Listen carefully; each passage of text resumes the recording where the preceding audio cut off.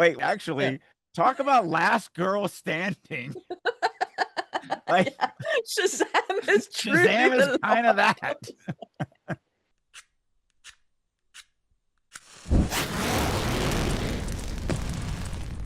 Releasing your inner dragon.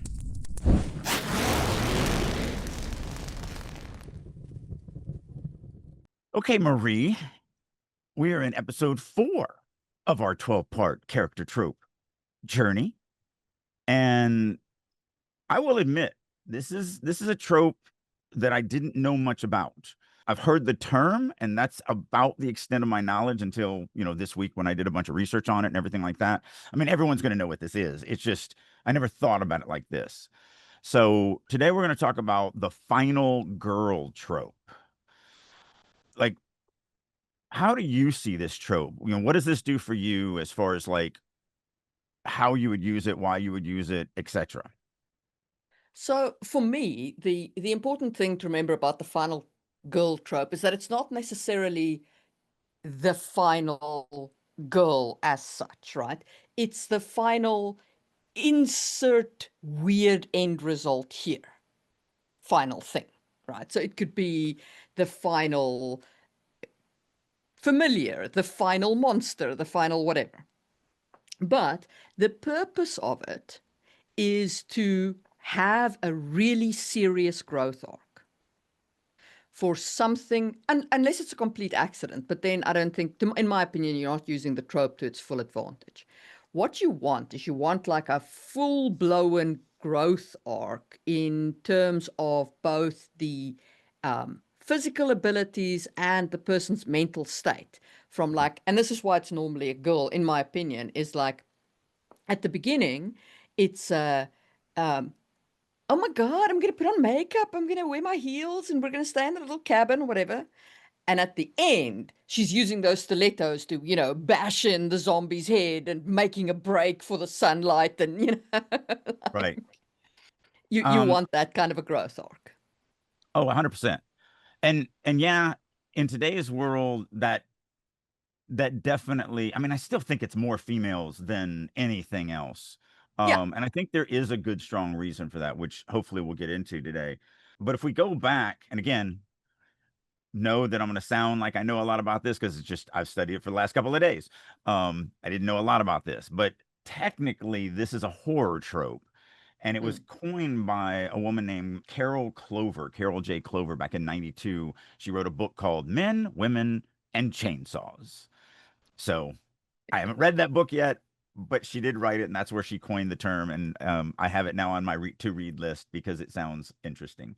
But she just dove into, that last surviving female character in horror stories and kind of why it is the way it is. And so there was some really interesting stuff in some of the research that I was doing, as far as that's concerned. But yes, you are right. In today's terms, it is morphed. It has morphed over the years. It's used differently. I mean, our culture has changed and stories change with culture and everything like that. But Basically, any unexpected survivor in a horror situation in now, in this day and age, in my opinion. So you can insert. It would still, generally speaking, work best with a female survivor, with a woman survivor, but it could be, so anything in a so in a weird situation. yes, to an extent, because I do like what she was thinking in this. Because Mm, her thinking in this is that the reason why it is successful is because it flips the power dynamics on its head. yeah. So at the beginning, it's a character who has no power whatsoever, who is literally the quintessential victim. And then by the end, it's not necessarily, it doesn't have to switch to where she kills. Sometimes it could just be she survives, she escapes, even being rescued. Yeah. Technically, it just popped into my head when I was doing this research. Not really, but Ralph from Lord of the Flies could kind of be considered the last girl because he has no power. Yeah. He's, kind of the victim of the story. And at the end, he just gets rescued. He doesn't actually do anything. So I think, and her thinking behind this and what I agreed with was it plays heavily on the psychology of the reader to where they see this person as a victim. And I think that's the reason why it's mostly female, because we see that innately, oh, this isn't fair. And it instantly connects us to them and wants us rooting for them in a story that is, filled with violence and blood and gore and all of that. Yeah, so just to illustrate what I mean by it can be anyone. Let's say you have a group of men who are going for a all boys weekend, right? And everybody else is a jock, and one guy Hmm. is like an accountant dweeb or a geeky dweeb or something like that, right? Yes. And the cabin is attacked and the horror ensues and so on, and the accountant is the last girl standing, right? Right. Because that follows the same trope of Yeah. Yeah. like That's what I said. But it hinges on that power dynamics. It yes, hinges on that character it, that has it no must power. flip the yeah, it Right. must flip the power dynamic from the victim to the survivor. But there's one other thing that's really interesting about the last girl trope. They're also the moral compass of the story. They're the Mm, one that isn't involved in the sex and the drugs and the sex, in those teenage slasher movies. They are they're the ones that are the most grounded as far as normal. They're the one that's actually saying, guys, let's not run to the scary noise. Like, why are we doing this? Because again, it comes down to that psychology of the audience where they kind of do become our surrogate. Like, yeah, exactly. Why are we running toward these scary thing? Why would you think to do this? You just found your friend dead, and now you hear a chainsaw, and you're going to go investigate, and you want us to split up to investigate the chainsaw noise. Like, what are you guys talking about? And so it's kind of that grounding point for the audience as well. it's also the person I guess we most want to survive, or we see most worthy of surviving most of the time. In some extent, to some extent. It's like the person we're like, oh man, it would suck if they died. Like Yeah, except for in Cabin in the Woods, I really wanted Chris Hemsworth to survive. I was rooting for him all the way up until I wasn't rooting for him anymore. yeah. Spoiler. Yeah, I mean that's kind of it as far as like we've kind of gone through my first couple of questions of, defining the final girl, why is it typically female, and where did the term originate from? Yeah. So, I think what's interesting is if we talk about application for a moment, right? It's used in horror because it works really well in horror, right? Because it, as you say, it upends the power dynamic in a very visceral way. But if you twist the trope a little bit, you can apply it to anything. You mhm, can start with a character on a low power dynamic who, through a really serious set of trials, ends up in a situation like a character who has survived a horror story is the winner, mhm, right? Like they have overcome the story, whether they, have actually, whether they're just rescued or whatever the case is. yes. So, Yeah, it's that representation of triumphing over or triumphing and having the endurance to overcome terror. Like yes. that's what that that human Yeah. thematic draw to it is for us. Yeah, exactly. And and I think one of the big lessons here is like the importance of, and I mean they do it in extreme cases with most lost girl tropes where like the person is very powerless and at the end, they're rescued. But you don't like the lesson here is the same as with character growth. The character has to start on the wrong side of the theme. In the case of the horror story, they start on the wrong side of the horror. Hmm. They start in the position where you think they're going to die the most. Yeah. And then they learn and grow and they overcome. Yeah. I mean, Um, Ellen Ripley is one of, to get into our genre, probably yeah. one of the most famous, you know, last female standing trope characters where, at the beginning, she's all like I'm just a tech medic or whatever she was. I can't remember Mm, exactly what she was. And at the end of it, she's like in a droid going, "Come on, you bitch, I got you." Like, so, like, She was that's your fantastic. quintessential. Oh, that's just such a great movie. But that's kind of Terminator, your yeah. Terminator also uses last female standing with Terminator 1. yes in the first one, Yeah. Sarah And then in the Connor. yeah. And then in the second one, we get to see Sarah as like the the result of that, right? And Right. she's no longer that, obviously. But at that point, there's been that massive growth. You know, in Terminator 2, she's the badass, right? Yeah. So if you watch the first one, it's the last girl standing that cascades into the female badass. Yeah. Yeah. um, which And is she's what almost kind makes of like a mentor character in that too. yeah, yeah. And it's what makes it is what makes her story so compelling. Hmm. You know, is that those tropes stringing together as a cohesive Character arc. character growth whole. Yeah. Hmm. Hmm. Um, and when you And look at she's her at the end, you still remember her at the beginning, and all of that growth feels extremely earned. because at the beginning she is your quintessential 80s valley girl. Yeah, Like, she's she's not she's tough. got hair, she's got, you know, she's a Yeah. soft girl. She is a cream puff and she's just not prepared for this, you Yeah. know, moment. No, no, in no way is she prepared for this. I mean, you know, and by the end of it, she has survived. You know, she's, um, Well, that one's really interesting because, and again, this takes us away from the last girl standing trope, but the thing that I think is the most amazing about what they did with her character is she puts the future of humanity on her shoulders, knowing that mm, no one will ever, not only will they not know, because especially if she succeeds, no one will know that they were in danger, no one will care, and everyone's against her. She's insane. Like you can't know the future, you crazy lady with the machine gun shooting up things. Like you're just a crazy person. And so it's a really great character arc yeah. through the series of movies. I mean, if you want to talk about selfless heroes, right? Being willing to be locked away in an asylum so that you can make sure that humanity does not go down this path is up there with like selfless paragon virtues, you know? Yes. peak peak Yes. paladin behavior is what that is. Yeah.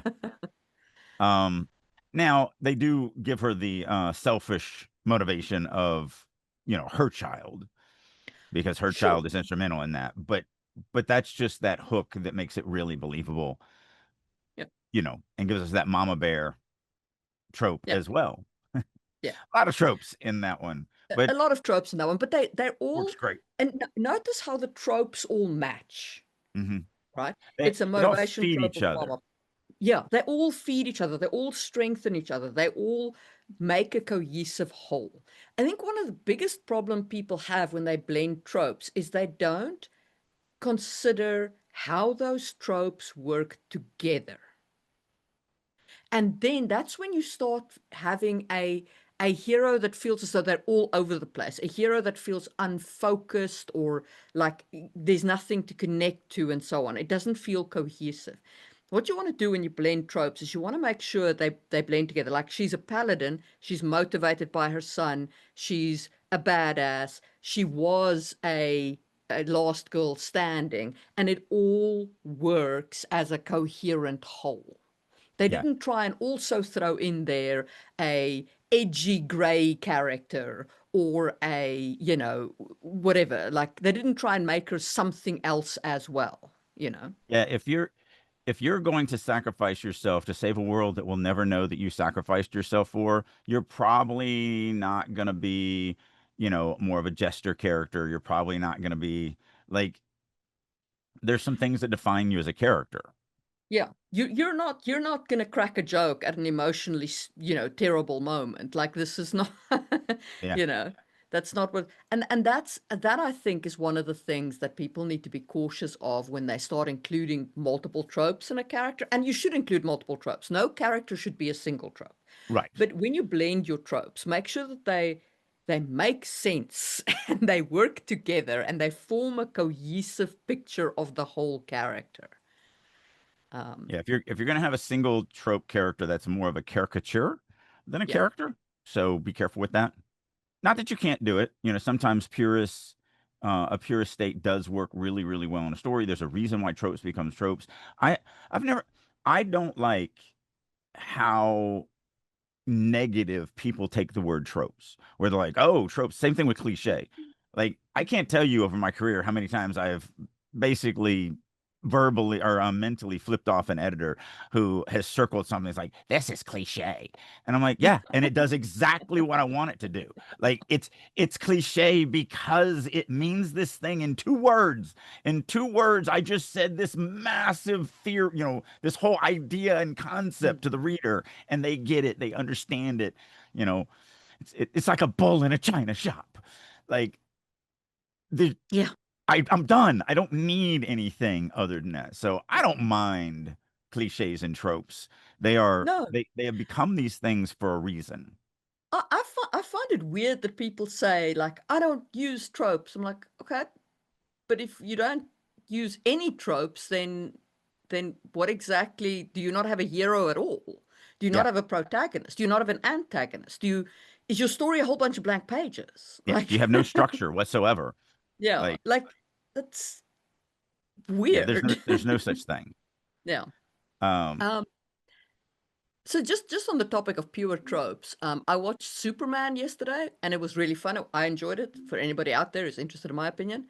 And there was a one-dimensional villain character there called the Engineer, and she is 100% one trope. But she works really well because she's a secondary backup villain and she works in that arc, you know.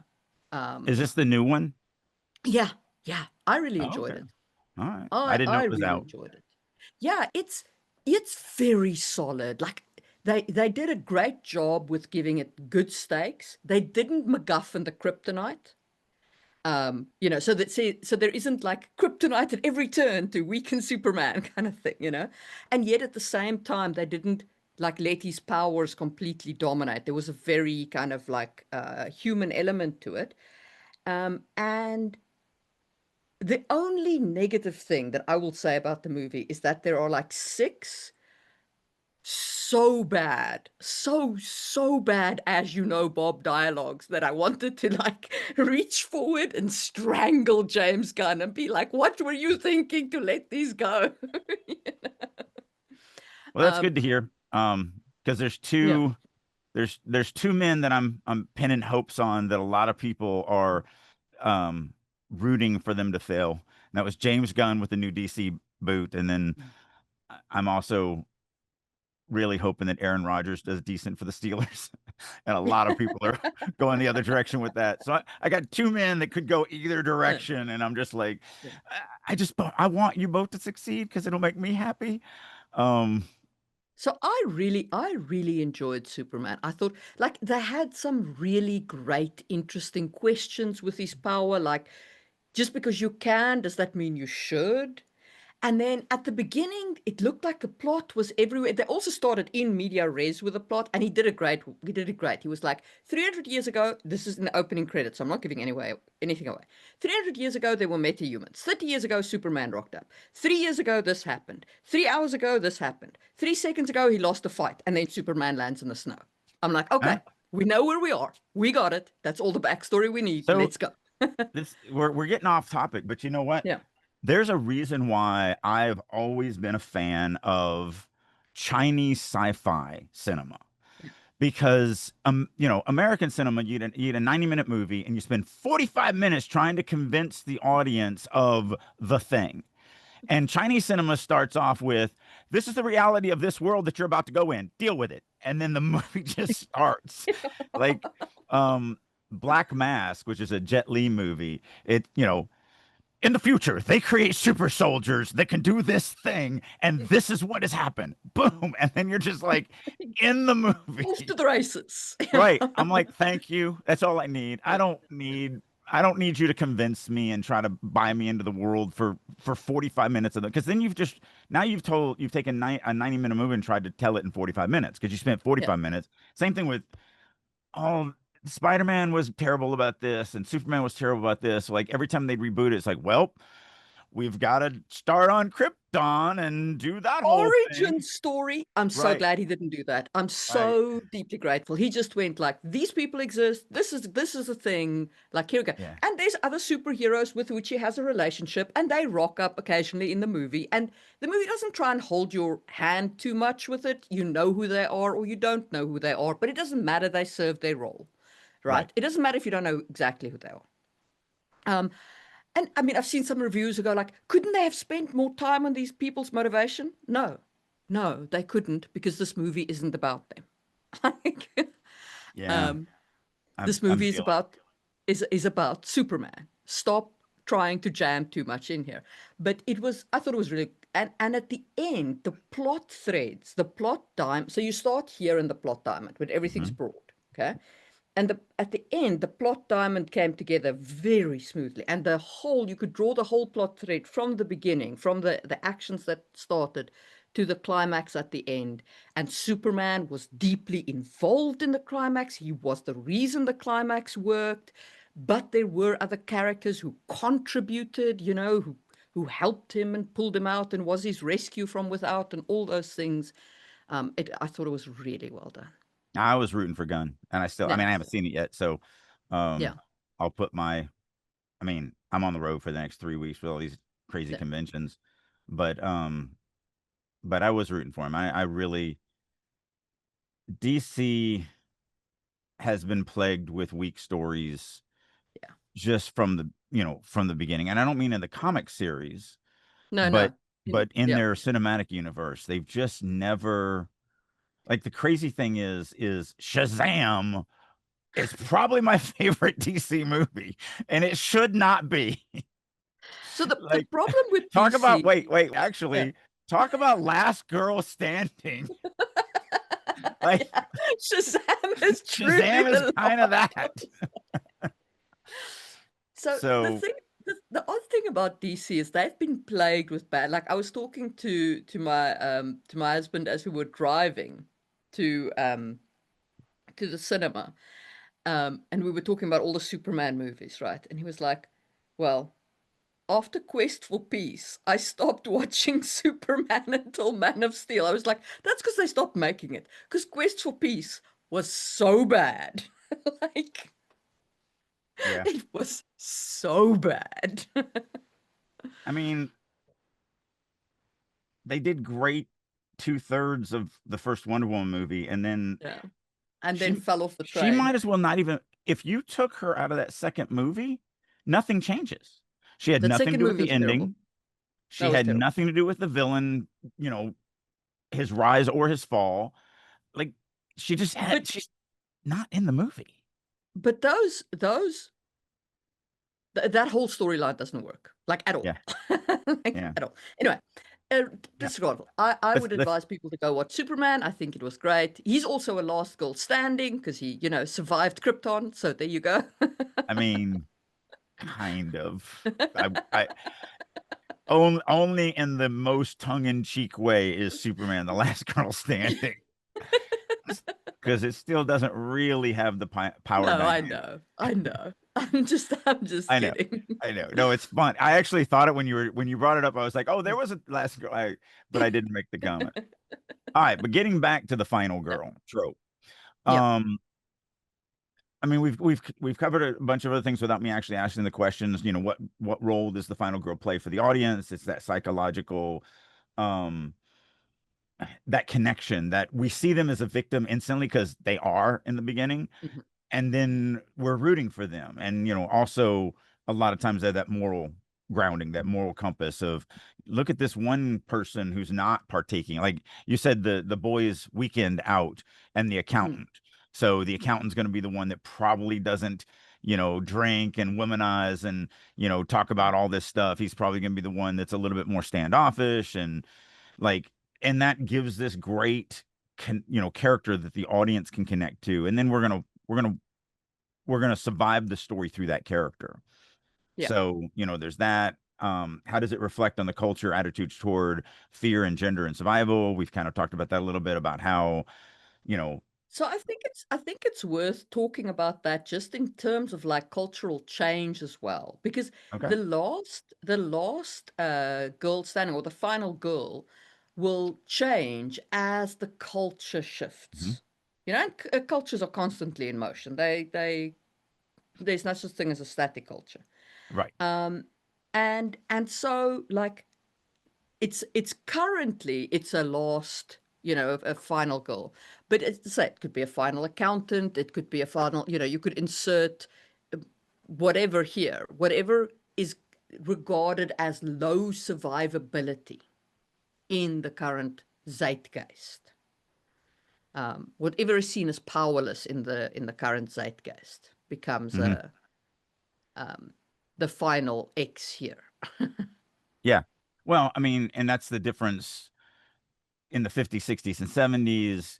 Mm, The final girl trope was definitely much more reactive, much more damsel in distress, much mm, more needing to be saved. And now it's much more, and really, it's not even now because a lot of people are like, oh, it's only now. No, in the 80s and 90s, this stuff was changing. I mean, Aliens came out in the 90s, and that's yeah, we spoke probably about Terminator. yeah, I mean, and Terminator was came out in the was 80s. was in the 80s. I'm And I pretty mean, so sure. you can trace the cultural shifts actually. Yeah, because the early 60s was like the girl gets rescued. And then towards the 70s it starts becoming the girl does a little something and gets rescued. And then it becomes the girl kind of rescues herself but is helped. Yeah, And now it's the girl learns enough to rescue herself. So it's a changing evolution, and it doesn't have to be a case of the girl must be rescued or the girl must rescue herself or whatever. Like don't get hung up on the details of the trope, right. you And I know. stand corrected. Aliens came out in 86 Yeah, and Terminator came out yeah, in 84. yeah. And and So we and were those were well on our self-rescue. way Yeah. to changing. A lot of millennials and younger people think that the world didn't exist before they were born. So all this stuff is changing only now magically because of them. But like we've been changing a society for, my whole life, your whole life. We've been in Yeah. that zone of change. Cultures change, they change a lot. Yeah. Like, Yeah. yeah. But what I guess what I would like to explore maybe if we're going to go down this path is what does that change say about the evolving audience expectations in today's audience? So I Well, let me I let me let me give you this. think, Let me give you a little yeah. fodder to chew on. Mm, Like when you look at the Aaron character in Your Next, the big thing about it, or even in The Descent, the Sarah character, they have rage and violence and like they have a lot of traits that like the Ridley character had, obviously, but only at the very, very, very, very end, once she was pushed so far past the line, like it's now the showdown moment. It's me and the alien mom, mm. and we're going at like this is it. We have to. Whereas Yeah. today, they're they're definitely not just innocent survivors in some of these tropes. Yeah. So I would say that one of the shifts that we see from the 80s to now, really, and I mean, do you know the 80s to now is a 40-year difference? Yeah, trust me, my knees feel it. Yeah. Um, so so I mean, anyway, I was so in so I was in the Marine Corps in the 80s. I was I wasn't even in school, basically. So anyway, so the shift is basically that back then, it was kind of a regard of women in extremis could become, Hmm. some could become a warrior in Hmm. extremis, Hmm. but they would have to go through all of this like brutality in order to reach this point because women are not like this. And I guess today there's a much different expectation among audiences that yes, women can come with their own pit of anger and built in violence. It's not a case of like they start out as a cream puff and end up as a Sarah Connor. Right.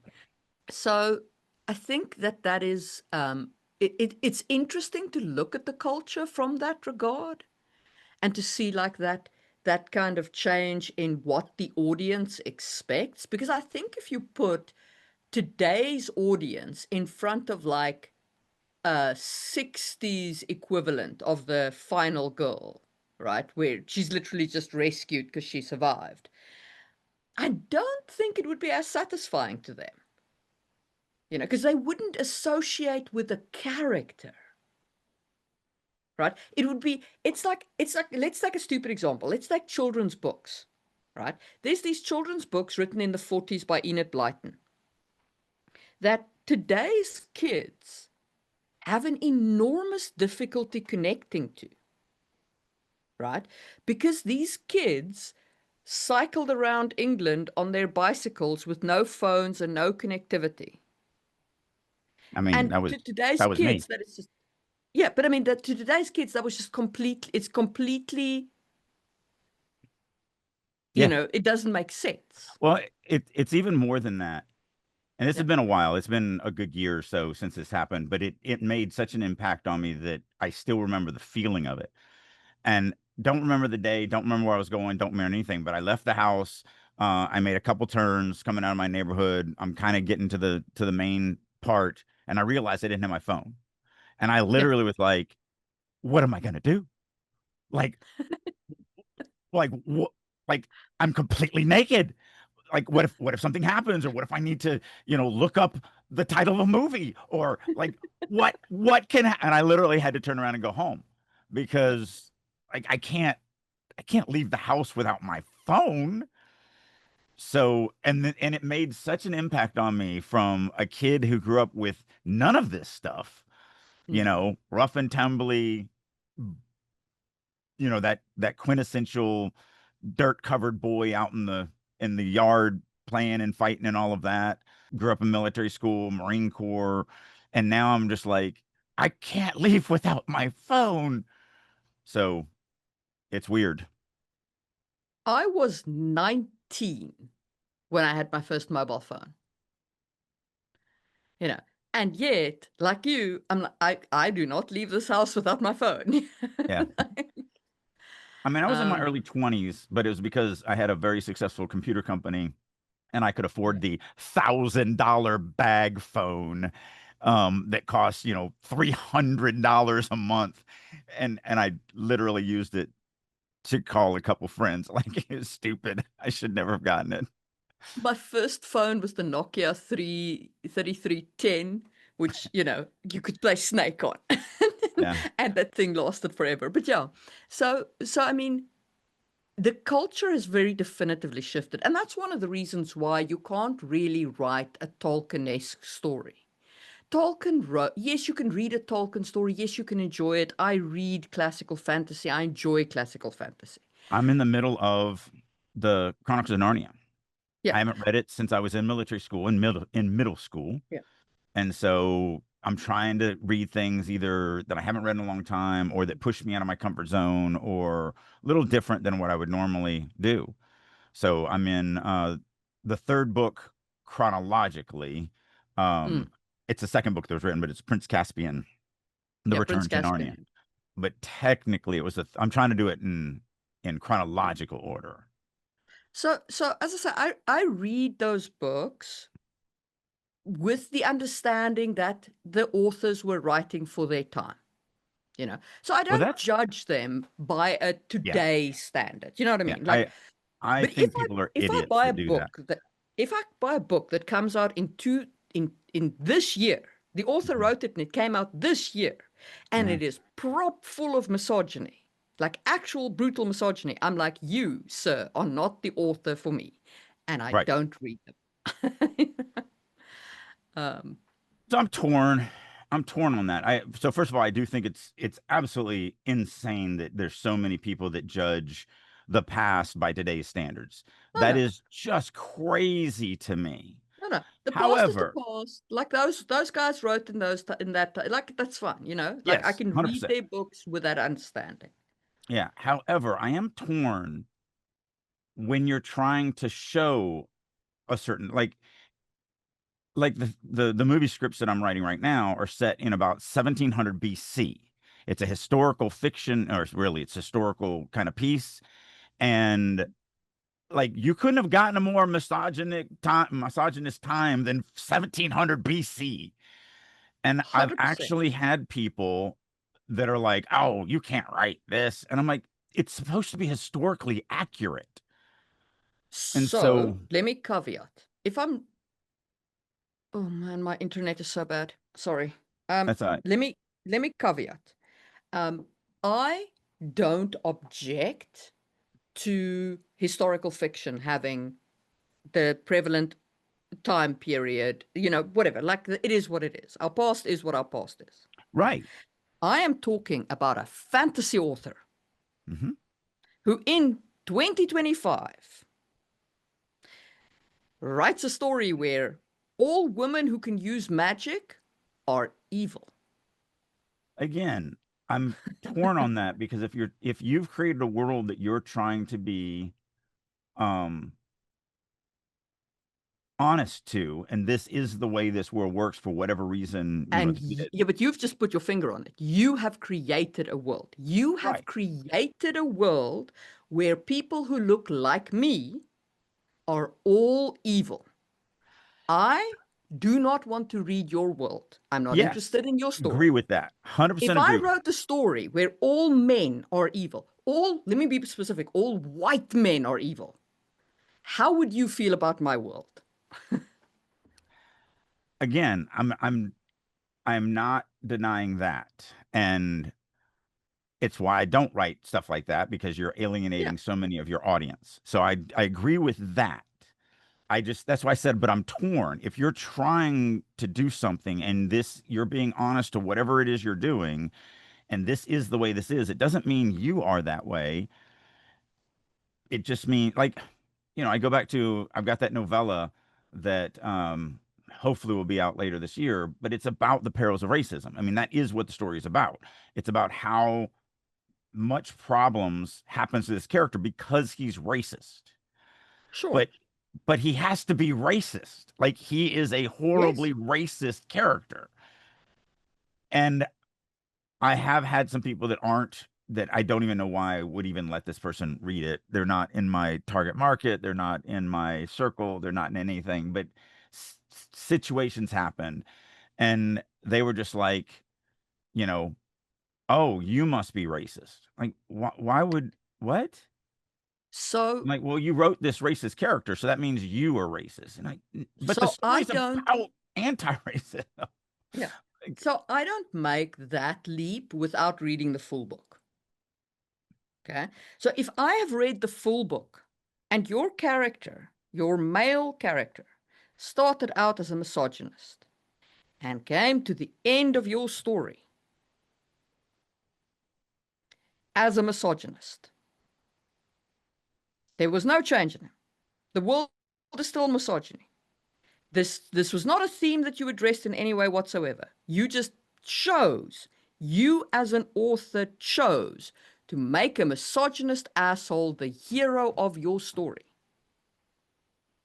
Then yes, absolutely, I'ma judge your ass as a misogynist. Like, and I understand that. That's why I said I'm torn. I won't write this stuff because, well, like, mm, I just finished The Incarnations of Immortality. yeah, Now I read that when I was 12 or 13. It didn't hit me like it does now. but there was a lot of things in there that were very misogynistic that I was just like, ugh. Not, it wasn't like throughout the whole thing. It was just this, oh, look, here's this thing here. Oh, that makes me cringe a little bit. And then there's this thing here that makes me cringe a little bit. I mean, most Don't of the read the main, Zanth book. Don't I, read the Zanth books. I've Do read the not first, read. I've read the first couple, but again, I was in, No, no, I no. don't, Don't read them now. Don't read uh, them now. You will judge that man as a pedophile. Like, you you will know, reach the end of it. You'll be like, holy, what the hell did I read? What is wrong with this man? that, Like, that theme was there in the seventh book. there is so much color, like so And much. And then they saw it her made me, panties, and I'm like, oh, well, let's not go down this 12. path because you're already making me uncomfortable. What But is wrong with that you? seventh book made me very uncomfortable with Yeah, some things that I don't want to read, and I don't remember them, but I actually don't think I ever read the seventh book. I think this may have been the first time I read that yeah. seventh book. I don't think I read the sixth or seventh because they came out after I had finished I the series. I read Pierce Anthony when I was like, I don't know, 13 or 14, and it didn't bother me at all. Yeah, And then I read them again as like a 27-year-old or like 30-year-old, somewhere around there. And I was like, oh, yeah, my sainted sainted aunt, what there am was I some reading? there was some very uncomfortable things for me in there. Yeah. Um, but again, I don't want to just jump to conclusions and say this is a So I'm not reflection of the author. I'm not gonna say that he absolutely is that or whatever, but I'm never gonna go to a book signing of his. I'm pretty sure he doesn't. I mean, he's still alive. He's in his early I don't 90s. you know, I don't ever need to meet him, is Yeah. what I'm saying. Yeah. No, like I said, I'm torn on this because I believe that an author needs to have the freedom to pursue the topics. But I also agree with you. Like in that seventh book, this uncomfortable topic, he was lobbying for it, not against it in the Yeah. book. And so it's like that makes me a little uncomfortable. Um, and I'm definitely not writing something like that. I mean, Yeah. like in this novella, I'm writing about racism, but the the main character gets his ass handed to him because of it. All his troubles happen because of it. And at the end of it, he learns, crap, I need to try and change. I need to be a better person. And that to me is the difference, right? If you're writing about a sensitive topic like that and it is your theme. I Right. mean, I will read the book, I'll give it a shot. If I reach the end of it and your theme, the character has changed, I'll be like, that was a great story. I'm 100% on board with that. Right? But there are authors who Yes. write some really, I mean, you spoke Piers Anthony, like, and I'm not gonna go onto like social media and say Piers Anthony's a this or whatever, like, but I'm not gonna read his books. I'm not gonna go to any of his stuff because that was a position he took makes me so uncomfortable It did that make I me do not uncomfortable. want to be in the position where I have shaken that man's hand. Yeah. I mean, like I said, I don't want to. He's a childhood idol of mine, and I guess that's why they say don't make your heroes. Um, but again, I was at an age where that stuff went Yeah. right over my head, and I just No, me didn't too. see it. Like I read all the Xanth books. I was like, it was I only only read when the I went first. back to them as an I only read the adult, I first was like, two, I think. I think I only read the first two.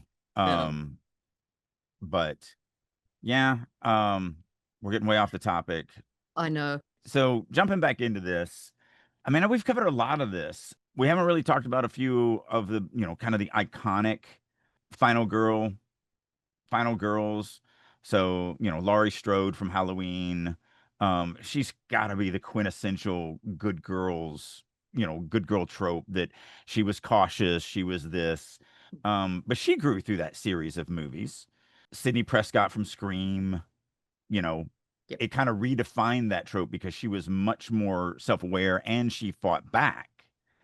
Yes. And then we get to, even though that happened after and the Ellen Ripley character was before that, since it happened in the '80s. late 80s. Um, that really puts the whole trope on its head, as Yeah. far as being very, very proactive and all of that. Do you have any other kind of last girl or final girls that you want So to mention? I think it is just worth like pointing out that you can also turn the trope into like a self-aware kind of joke if that's your, your aim. Like what were those movies that were a play on horror? Not I Know What You Did Last Summer. Yeah, it's you're talking about the one that the Wayans brothers did. Yeah, yeah, Those were that's like those were those were awesome. the, Um, the slapstick kind of horror that, but I'm it's not pretty sure actually horror. I don't remember. It's been too long since I've seen it, but I'm pretty Yeah, sure that they did that with the girl they where did. she knew. Yeah. Yeah. And it was really well done. Yeah, She knew what was coming, and she was like, I'm gonna survive this. I'm gonna do this way. man, And it was very funny. It was the very whole Wayans, self-aware. yeah, the whole Wayans family is just so freaking talented and funny. Just a huge fan of pretty much all of them. Um, it's just some good stuff. The younger one was in a sitcom that I really, really enjoyed. I can't think of what it's called now. Anyway, really talented family. Let's just say that. So we've talked about that. We talked about how the final girl trope has changed over time. All right, what about here's a couple questions we haven't got into, which is like how to write that strong final girl. So what mistakes do you feel that some writers make when they're doing the trope? So I think that one of the biggest issues with this is when people don't start the final girl in some position of weakness, right? The whole purpose of the trope, she doesn't have to be incompetent. She doesn't have to be a cream puff, okay? But she has to start in a position of weakness vis-a-vis the rest of the cast. Okay. So like the accountant versus like his group of jock friends or Right, whatever, you right. know, or she could even be like a physical badass, right? But she's on this all girls retreat where everybody else is a cream puff and treating her like she's an idiot for not knowing how to do makeup, right? That starts her in a position of weakness vis-a-vis the rest of the Mhm. group, you know? So it doesn't matter what weakness, but it has to be a big weakness, and she has to, through the events, has to overcome that weakness. Yeah, that's the third thing I wrote down was final girls must act, not just react.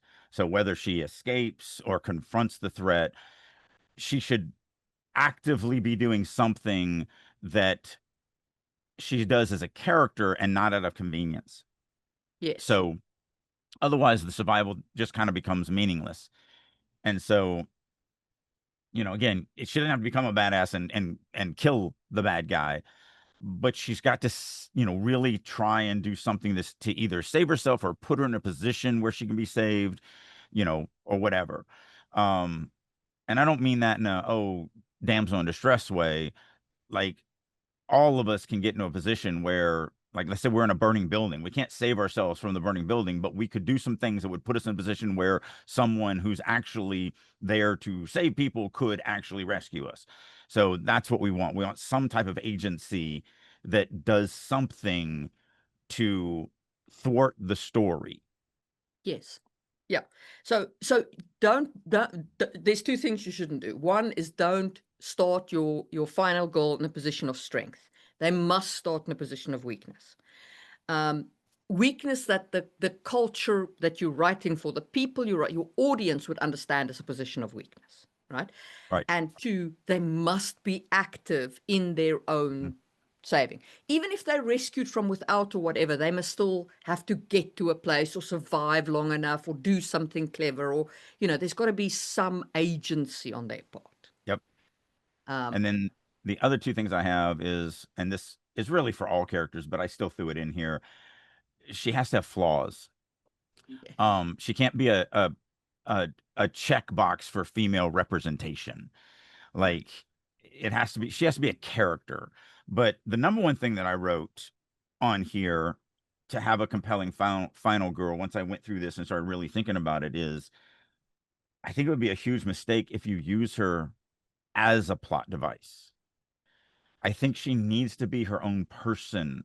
She needs to, it needs to be organic. It doesn't, if you run her as a plot device, I think you might run into the danger of it's like, oh, she's obviously this and it's obviously going to happen.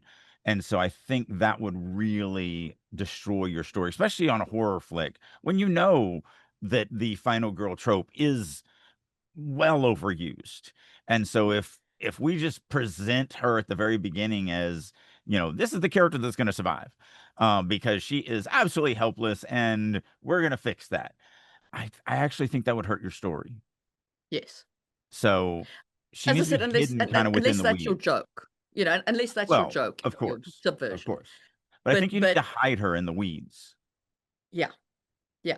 You don't want her necessarily to stand out at the beginning. You just want her to be in a position of weakness. Right. A part of the group, but not one that you would ever Yeah. expect is going to do something. And so that's Yeah. the number one thing that I wrote that could really hurt your story. Yeah. I just want to say something on the topic of like a checkbox for female representation. You shouldn't write any character as a checkbox for anything. Like Right. if you find yourself writing checkboxes, you're doing it wrong. Yeah. And I know we say that that's an opinion, and it is an opinion, but it's an objectively correct one, and you shouldn't be doing that. Yeah. I mean, when writers ask me like, well, how do I write something, a character that isn't me?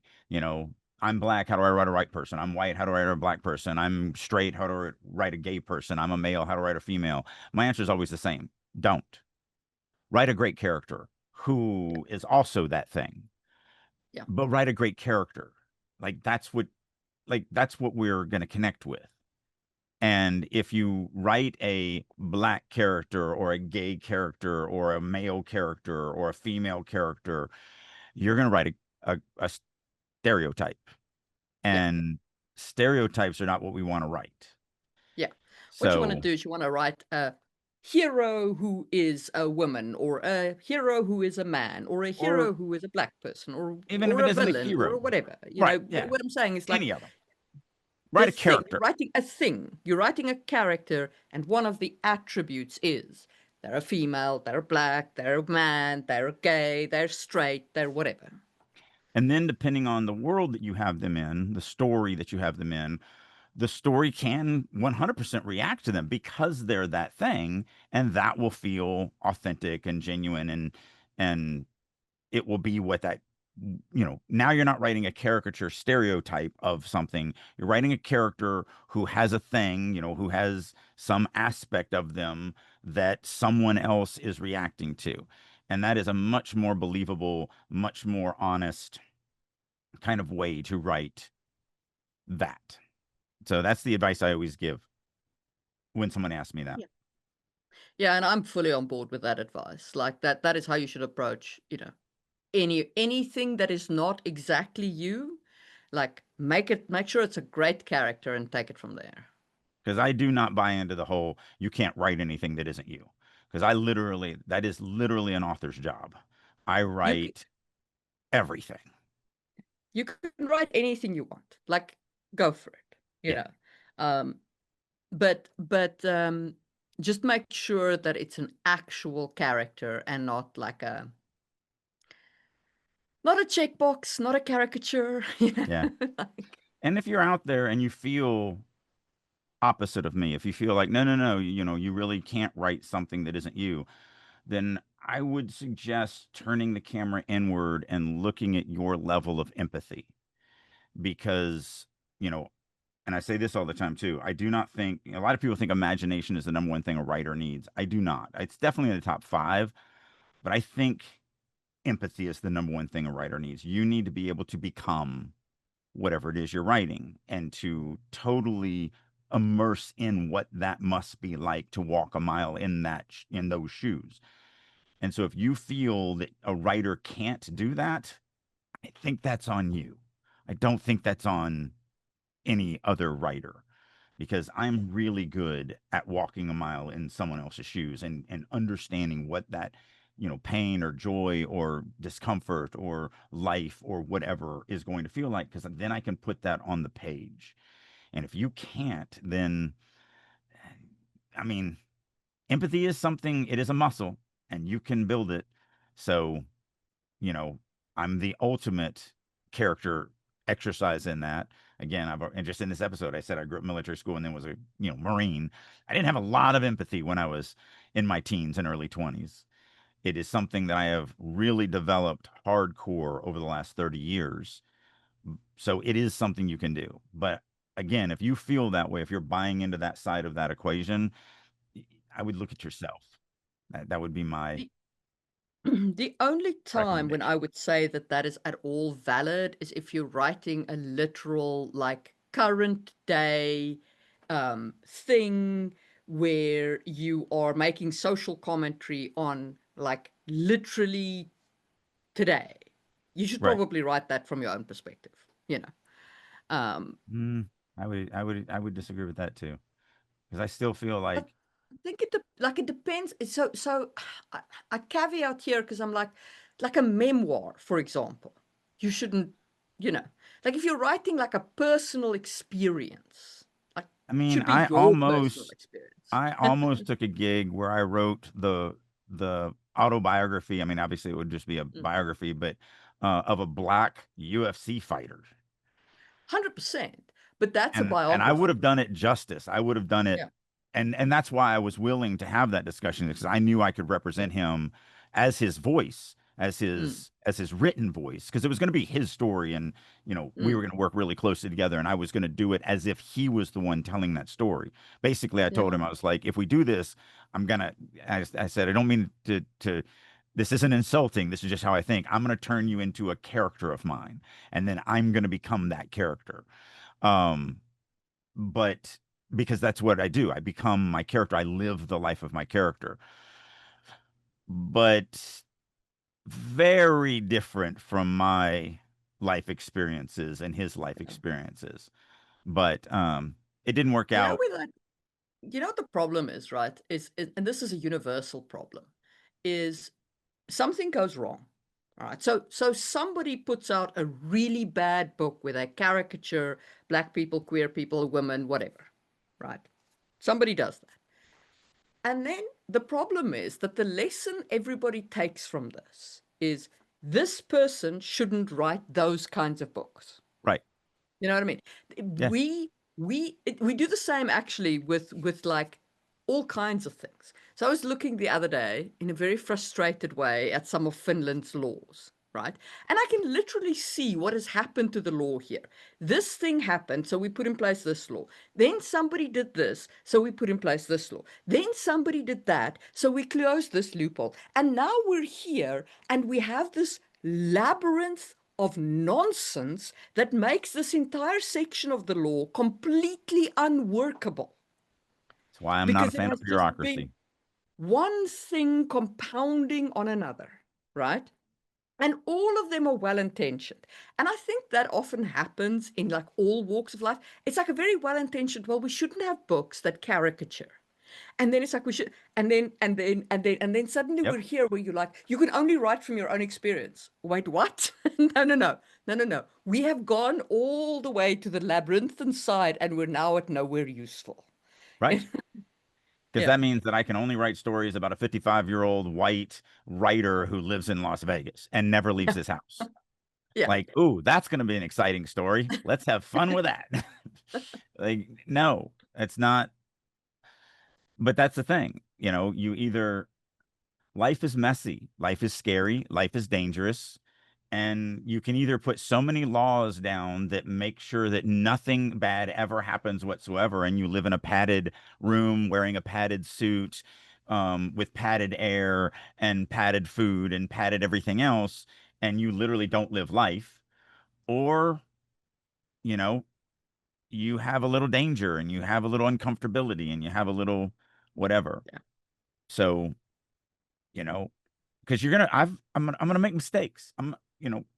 I guarantee I'm gonna write something in the future that people are like, "Ooh, you didn't do a very good job with that type of whatever." Yeah, but that's a part of growing. That's a part of learning. That's a part of being human, is making those mistakes. And then the other side of that is having the strength and the courage to put yourself out there to make those mistakes.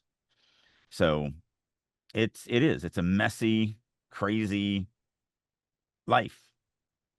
So long Um, story short, if you want a final girl that, can do all kinds of things, don't be afraid of writing her and starting her out in a weak place. yeah. And then having her grow to strength. And I think that if you do that, you'll be fine. For the most part, yes. Yeah. Or it doesn't have to be a girl. It can be a Doesn't have cat. to be a girl. It can Be be anything. it can be a satyr, whatever. Yeah. I'm Be a reading dragon. Chronicles of Narnia, so satyrs are in my head. Mr. And Tumnus. I think that that is a good place on which to end this episode. We will see you soon for another one. Bye. If you are ready to take your writing to the next level and work with a group of highly motivated, dedicated writers who are all working to not only improve their writing, but improve your writing, plus you get to work with me on a weekly basis, then I'll encourage you to check out writersroom.us.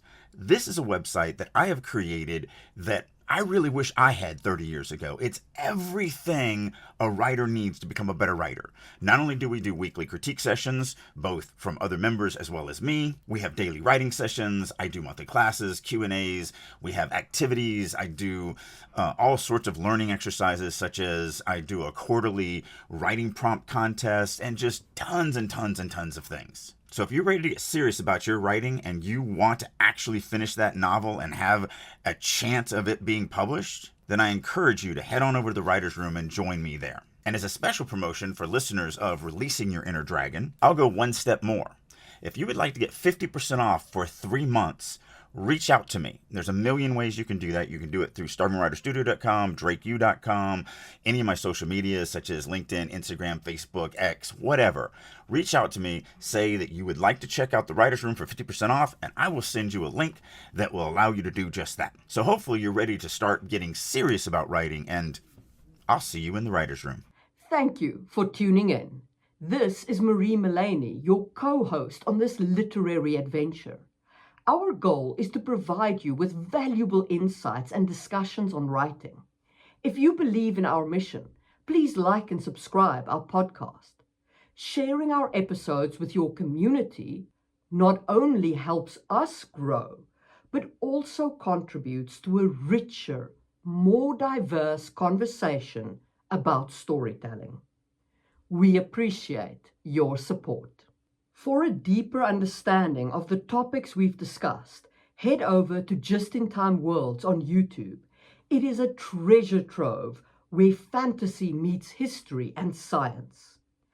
Every Tuesday, you'll find new videos that delve into the intricacies of world building, drawing from our rich real-world history. Whether you're a writer, a role player, or just a fantasy enthusiast, Just in Time Worlds offers unique insights that will enrich your perspective. Check it out and join the journey of crafting incredible worlds.